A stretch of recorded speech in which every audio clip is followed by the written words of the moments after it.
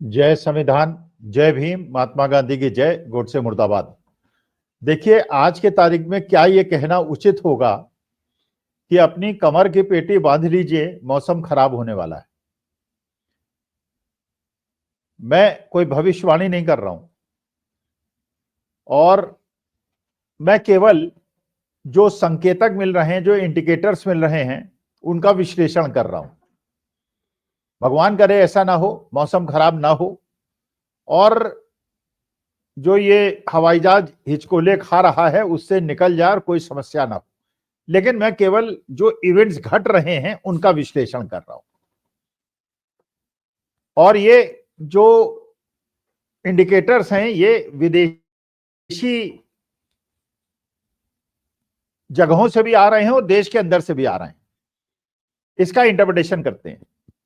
देखिए, आपको पता है कि जब रूस और यूक्रेन का युद्ध हुआ, जब रूस ने आक्रमण किया यूक्रेन के ऊपर, और यूक्रेन की में आप जानते हैं कि तेल का बहुत बड़ा भंडार है और खनिज भी उनके यहां बहुत हैं। तो रूस ने जब आक्रमण किया तो जितने भी नेटो के देश थे और अमेरिका था, उसने रूस का विरोध किया और रूस ने उस विरोध को इग्नोर किया। यह भी बात बिल्कुल सही है कि यूरोप के अंदर जो तेल की सप्लाई है, जो गैस की सप्लाई है, वो रूस और यूक्रेन से ज्यादातर होती है, काफी हद तक होती है। भारत तो रूस से बहुत ज्यादा तेल नहीं खरीदता था, लेकिन यूरोप की बहुत इकोनॉमी डिपेंडेंट है रूस और यूक्रेन से जो गैस और तेल की सप्लाई जाती थी उसके बेसिस पर। लेकिन जब रूस ने अमेरिका के चौधराहट को चैलेंज किया और यूक्रेन पे आक्रमण किया, क्योंकि यूक्रेन नेटो के अंदर जाना चाहता था और वेस्टर्न ब्लॉक के अंदर जाना चाहता था, जबकि यूएसएसआर जो था उसके अंदर यूक्रेन यूएसएसआर का पार्ट था। तो ये बात मानी बात है कि पुतिन को, रूस को हमेशा खराब लगती थी कि उसका एक देश का भाग न केवल देश से अलग हुआ, एक अलग राष्ट्र बन गया, बल्कि वो नेटो के साथ और अमेरिका के साथ जाना चाहता है। तो ये हुआ। अच्छा, अमेरिका ने रूस के इस गुस्ताखी के खिलाफ, रूस के ऊपर जब ये रूस और यूक्रेन का युद्ध हुआ तो एक सैंक्शन लगाया। और जब अमेरिका कोई सैंक्शन लगाता है तो उसके बाद उस देश को बड़ी समस्याएं होती हैं, क्योंकि वो देश, क्योंकि मानी बात है, जैसे कल के वीडियो में मैंने आपको बताया था कि अमेरिका की इकोनॉमी वर्ल्ड की सबसे बड़ी इकोनॉमी है और करीब करीब 1/3, 1/4 भाग विश्व की इकोनॉमी का पार्ट अमेरिका से आता है। तो America is a big, USA is a big economy. और जब अमेरिका ये सैंक्शन लगा देता है किसी भी देश के ऊपर कि वहां से कोई चीज आयात नहीं करेगा और उससे आर्थिक संबंध नहीं रखेगा, तो उस देश की आर्थिक स्थिति में अंतर तो पड़ता है। तो जैसे पहले मैंने कहा कि अमेरिका ने रूस के ऊपर प्रतिबंध लगाया, सैंक्शंस लगाए। अच्छा, यह भी बताया मैंने आपको कि रूस से और यूक्रेन से तेल और गैस की सप्लाई यूरोप के अंदर बहुत ज्यादा होती थी। तो जब ये सैंक्शन लगा तो यूरोप ने भी रूस से तेल और गैस की सप्लाई लेनी बंद कर दी। यूक्रेन से लेते रहे लेकिन रूस से लेनी बंद कर दी। और जितने भी अमेरिका के मित्र देश थे उन्होंने रूस से माल खरीदना बंद कर दिया। तो मानी बात है कि अगर अमेरिका और उनके मित्र देश रूस से माल खरीदना बंद कर देते तो रूस की इकोनॉमी को बहुत ज्यादा नुकसान हो जाने वाला था। लेकिन उस समय भारत सरकार ने एक बहुत अच्छा निर्णय लिया और यह निर्णय लिया जाना चाहिए था, क्योंकि जैसे अमेरिका हो या रूस हो या चीन हो, वो दूसरे देशों की बहुत ज्यादा चिंता नहीं करता, वो अपने राष्ट्र हित पे कोई निर्णय लेता है। तो भारत ने निर्णय लिया कि अमेरिका ने जो सैंक्शन लगाया है रूस के ऊपर, उसको हम नहीं मानते और हम रूस से तेल लेंगे, क्रूड लेंगे। और मैंने जैसे बताया, रूस का क्रूड का प्रोडक्शन बहुत ज्यादा है। अब भारत नहीं लेता था, लेकिन बाकी देशों के अंदर रूस का क्रूड और यूरोप के अंदर बहुत ज्यादा क्रूड जाया करता था। उसकी इकोनॉमी का एक बहुत बड़ा आधार जो है वो क्रूड है और गैस है। अब यूरोप ने भी तेल और गैस लेना और बाकी चीजें लेना रूस से बंद कर दिया, क्योंकि अमेरिका ने सैंक्शन लगाया था। तो अमेरिका ने भी रूस से संबंध तोड़े, आर्थिक संबंध, और यूरोप ने भी तोड़े। अब यूरोप की इकोनॉमी तो बिल्कुल ठप हो जानी चाहिए थी, क्योंकि वो तेल और गैस कहां से लाते? भाई रूस तो बिल्कुल बगल में है यूरोप के, तो वहां ट्रांसपोर्टेशन कॉस्ट और बाकी कॉस्ट बहुत कम है। लेकिन अगर वो गल्फ कंट्री से तेल मंगाएंगे तो ऑब्वियसली, और प्रोडक्शन लॉस होगा, और रूस की इकोनॉमी अगर ठप होगी तो उससे पूरा एक इंटरनेशनल फिनोमिना गड़बड़ा जाएगा। लेकिन जब भारतवर्ष ने रूस से क्रूड खरीदना शुरू किया, अच्छा उसमें यह भी उन्होंने क्रूड जब लेना शुरू किया तो रूस ने भारतवर्ष को सब्सिडी दी। उन्होंने कहा कि क्रूड जो हम आपको देंगे इंडिया को, क्योंकि इंडिया ने रूस की मदद की है तेल के खपत में, तो रूस ने कहा हम आपको सब्सिडी देंगे। तो जो मार्केट के अंदर रेट था उससे काफी कम दाम पर रूस ने भारत को तेल दिया। तो इससे दो देशों को एडवांटेज हुआ। एक रूस को एडवांटेज हुआ कि जो उसका प्रोडक्शन तेल का था वो जो बिकने की संभावना कम हो गई थी, उसे बेचने के लिए एक बड़ा देश ऐसा मिला जिसके यहां कंजम्पशन बहुत ज्यादा है। तो रूस की इकोनॉमी भी उतनी ज्यादा नुकसान नहीं हुआ जितनी की होने की संभावना थी। अच्छा भारतवर्ष को भी बहुत ज्यादा फायदा हुआ, या भारतवर्ष की कुछ कंपनियों को बहुत ज्यादा फायदा हुआ। भारतवर्ष की कुछ कंपनियां, जिसमें मानी बात है कि रिलायंस इंडस्ट्री एक बहुत बड़ा लाभार्थी था, उनको फायदा हुआ कि उन्होंने जो रूस से तेल सब्सिडी में खरीदा, बहुत हैवी सब्सिडी में खरीदा, उसको अपने देश के अंदर, भारतवर्ष के अंदर रिफाइन किया अपनी रिफाइनरीज में, और इसी तेल को अमेरिका और यूरोप में बेच दिया। अब आप सोचिए, अगर आपको रूस से कोई चीज सब्सिडी में मिल रही है और उसको रिफाइन करने के बाद भारतवर्ष के अंदर जब आप उसको बेच रहे हैं, तो जो बाकी जगहों से जो आप तेल खरीद रहे हैं वो तो हाई प्राइस पे खरीद रहे हैं, लेकिन रूस से कम दाम पे खरीद रहे हैं, और जो सब्सिडी मिल रही है उसको आपने अपने देश के उपभोक्ताओं को ट्रांसफर नहीं किया। यहां तक कि आपने जब यूरोप को बेचा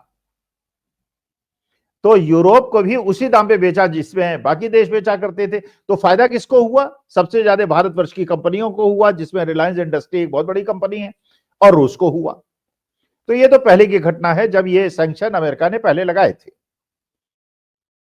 अब बाइडेन साहब ने पदभार छोड़ने के पहले एक और निर्णय लिया। उन्होंने कहा कि नहीं, अब जो सैंक्शन होंगे और सख्त हो जाएंगे। और जैसे पिछली बार भारतवर्ष ने कहा था कि हम सैंक्शंस को नहीं मानेंगे और रूस से तेल लेंगे, इस बार भारतवर्ष ने कहा कि हम रूस से तेल नहीं लेंगे। चलिए, अगर आप रूस से तेल नहीं लेंगे कोई परेशानी नहीं, बाकी जो गल्फ कंट्रीज हैं वहां से आपको तेल मिल जाएगा, तो तेल की समस्या नहीं है। क्योंकि जब ये सैंक्शन लगे थे उसके पहले जो रूस से भारत तेल आयात करता था वो बहुत कम करता था, क्योंकि हमारा डिस्टेंस बहुत ज्यादा है। लेकिन जब ये सैंक्शंस लगे उसके बाद रूस से तेल का आयात हमारा बहुत ज्यादा बढ़ गया, और सबसे ज्यादा फायदा किसको हुआ? गवर्नमेंट ऑफ इंडिया का हुआ और तेल कंपनियों का हुआ।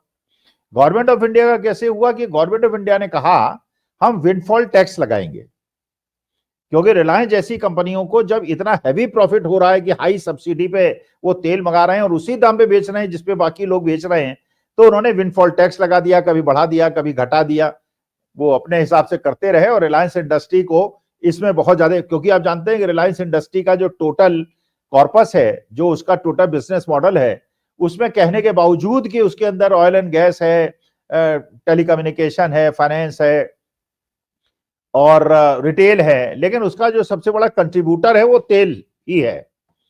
अब तेल कंट्रीब्यूटर है और तेल सब्सिडी में मिले और उसी दाम पे आप भारतवर्ष के उपभोक्ता को बेचें और विदेश एक्सपोर्ट करें, तो भारी बात है, रिलायंस इंडस्ट्री को फायदा हुआ। और जो टैक्स लगाया उसका टैक्स का फायदा गवर्नमेंट ऑफ इंडिया को हुआ। अब भारतवर्ष ने जब इस बार ये निर्णय लिया बाइडेन साहब के नए निर्णय के बाद कि हम रूस से अब तेल आयात नहीं करेंगे, इसका मैंने सब्सिडी का जो प्रॉफिट हो रहा था, जो बेनिफिट हो रहा था, आपको खत्म हो जाएगा। और इसका मतलब यह है कि अब या तो जो बेनिफिट था और जिसको आप ट्रांसफर नहीं कर रहे थे उपभोक्ता को, या तो उसका लॉस हो जाएगा आपको, या कंज्यूमर्स पे आप तेल का दाम बढ़ा देंगे। अगर आप तेल का दाम बढ़ा देंगे तो भारत का उपभोक्ता वैसे ही महंगाई के बोझ से दबा चला जा रहा है, हर चीज के दाम बढ़ते चले जा रहे हैं। और अगर इसको पास ऑन कर दिया गवर्नमेंट ने कंज्यूमर्स को, तो प्राइस और ज्यादा बढ़ जाएंगे। इसके बावजूद कि क्रूड के प्राइस जो है वो $75-80 पर बैरल के आसपास है। डॉक्टर मनमोहन सिंह के जमाने में $140 से $135 पर बैरल पहुंच गया था तेल, और आज $75-80 पे है। तो 60% दाम पे क्रूड जरूर है, लेकिन डॉक्टर मनमोहन सिंह के जमाने में जो तेल और गैस उपभोक्ता को जिस दाम पे मिलता था, पेट्रोल डीजल, उससे ज्यादा दाम पे आज मिलता है, जबकि इंटरनेशनल क्रूड प्राइसेस कम है। तो इसका मतलब यह है कि इंटरनेशनल क्रूड प्राइसेस कम होने के बावजूद सरकार ने टैक्सेस के माध्यम से करीब 30 लाख करोड़ का फायदा पिछले 7-8 साल में हमारी जेब से निकाला है। और अगर रूस से सब्सिडी पे तेल मंगाने की विकल्प बंद हो गया और उसी दाम पे मंगाना पड़ा जिसपे बाकी देश मंगा रहे हैं, तो रिलायंस इंडस्ट्री के प्रॉफिट में भी अंतर पड़ सकता है और हमारे उपभोक्ताओं की जेब में भी बोझ पड़ सकता है, क्योंकि भारत सरकार की तो आज फाइनेंशियल पोजीशन ऐसी नहीं है कि वो उसको अपने मद से, क्योंकि वो तो टैक्सेस से ही फायदा उठा रही है, वो तो जीएसटी बढ़ाई चली जा रही है, टोल टैक्स बढ़ाई चली जा रही है, पेट्रोल डीजल पे टैक्स बढ़ाई चली जा रही है। क्योंकि जब आपके लोन 5 गुने हो गए हैं और आपकी जीडीपी घट रही है, तो वास्तविक स्थिति तो यह है कि जो नए इंटरनेशनल लोन्स ले रहे हैं वो पुराने लोन्स को रिपे करने के लिए ले रहे हैं। अच्छा, जैसे मैंने कल के वीडियो में एक और बात कही थी, मैंने ये कहा था कि अगर रुपया कमजोर होता है तो जो चीज आप आयात करते हैं वो आपके देश के अंदर महंगी पड़ती है। जैसे मान लीजिए $80 का आज क्रूड है और $80 अगर ये मनमोहन सिंह के जमाने में खरीद रहे थे, मनमोहन सिंह तो 60 रुपए में खरीद रहे थे, तो 60 रुपए का $1 और $80 तो 60 × 80 उस उतने पेमेंट आपको करना पड़ रहा था डॉलर का। लेकिन अब क्योंकि वो 86 रुपए हो गया, तो आपको इसका मैंने 40% दाम तो आपको वैसे ही जाने देने पड़ेंगे। तो अभी तो किस्मत अच्छी थी आपकी कि क्रूड प्राइसेस कम थे इंटरनेशनल, मनमोहन सिंह के जमाने से भी और वैसे भी बहुत कम थे। लेकिन ये जो रूस की नई घटना हुई है, इसकी वजह से अगर क्रूड प्राइसेस भी बढ़े और रुपया भी आपका कमजोर हो गया, तो आपका डॉलर्स का आउटफ्लो और ज्यादा बढ़ जाएगा और रुपया और ज्यादा कमजोर हो जाएगा और ज्यादा आपकी इकोनॉमी में बोझ पड़ेगा, तो और ज्यादा लोन आपको लेने पड़ेंगे पुराने लोन को रिपे करने के लिए। अब प्रश्न ये उठता है कि ये भारत सरकार ने किया क्यों? पहले सैंक्शंस को मानने से इनकार किया और इस बार सैंक्शंस को मान लिया। क्या क्या क्या जो अडानी जी के ऊपर अमेरिका के अंदर केस चल रहा है, ये उसका परिणाम है? क्योंकि एक खबर और है कि जो हिडनबर्ग, जिसकी रिपोर्ट के बेसिस पे बहुत परेशानी हुई थी, जिसको कहा गया था शॉर्ट सेलर है, वो अपनी कंपनी को बंद कर रहा है। हिडनबर्ग इज गेटिंग क्लोज्ड और डिसबैंडेड। क्या इससे कोई कोरिलेशन है? रिपब्लिकन पार्टी के एक सीनेटर ने अडानी जी के केस को हल्का करने के लिए भी मुहिम उठा रखी है। क्या उसमें भी अडानी जी का कोई रोल है? और पिछली बार सैंक्शंस को न मानकर इस बार सैंक्शंस को मान जाने के पीछे भी अडानी जी की वजह है, जिससे भारत सरकार ने इस बार अमेरिका के सैंक्शंस को मान लिया है। क्योंकि एक घटना और घटी थी, आपको पता होगा कि ब्रिक कंट्रीज ने यह निर्णय लिया था कि आपस में जो हम लोग लेन देन करेंगे, खरीद फरोख्त करेंगे, वो अपनी अपनी करेंसी में करेंगे और डॉलर में नहीं करेंगे। जबकि अभी तक की स्थिति यह है कि जो भी दो देश आपस में माल खरीदते हैं और बेचते हैं, वो डॉलर में उसकी तो जो करेंसी, इंटरनेशनल करेंसी है, वो डॉलर है और इसीलिए डॉलर की डिमांड बढ़ती रहती है। तो ये जब यह निर्णय लिया गया कि हम लोग अपने अपने करेंसी में खरीद फरोख्त करेंगे और भारत भी उसमें सिग्नेटरी था, और अगर ऐसा निर्णय हो गया होता और खरीद फरोख्त भारत और चीन की अपनी करेंसी में होती, डॉलर में ना होती, तो डॉलर की डिमांड कम हो जाती, डॉलर वीक हो जाता। लेकिन अभी भारत ने निर्णय लिया कि नहीं, हम इसमें ये करेंसी वाले निर्णय में नहीं है, हम तो डॉलर के साथ ही हैं, मतलब डॉलर में ही हमारा लेन देन होता रहेगा। क्या इसके दबाव के पीछे भी अडानी जी का कोई सिलसिला है? तो मुझे ऐसा लगता है कि ये जो दो निर्णय, एक तो रूस से सैंक्शंस का पालन करना और अपनी लोकल करेंसी में डील करने के बजाय डॉलर में ही डील करना, हिंडनबर्ग का बंद हो जाना या बंद हो जाने का निर्णय होना, रिपब्लिकन सीनेटर का अडानी जी के पक्ष में मुहिम को उठाना, क्या ये सारी चीजों के पीछे अडानी जी वजह हैं? और इनकी वजह से क्या, अगर सैंक्शंस को नहीं मानेंगे, जैसे पहले मैंने कहा राष्ट्रहित में था कि भारत ने अमेरिका के लगाए हुए सैंक्शंस को मानने से इनकार कर दिया था, अगर मान लेगा तो क्या इसका मतलब क्रूड के प्राइसेस 15-20% बढ़ जाएंगे? और अगर क्रूड के प्राइसेस 15-20% बढ़ जाएंगे तो भारतीय लोग वैसे ही जो करा रहे हैं महंगाई से, वो महंगाई से और ज्यादा परेशान हो जाएंगे। इसीलिए मैंने क्या उचित है, क्या आपको लगता है सारे इंडिकेटर जो मैंने आपको बताए उसके हिसाब से क्या आपको लगता है कि कमर की पेटी बांध लीजिए क्योंकि आगे मौसम खराब होने वाला है। नमस्कार, धन्यवाद और प्रणाम।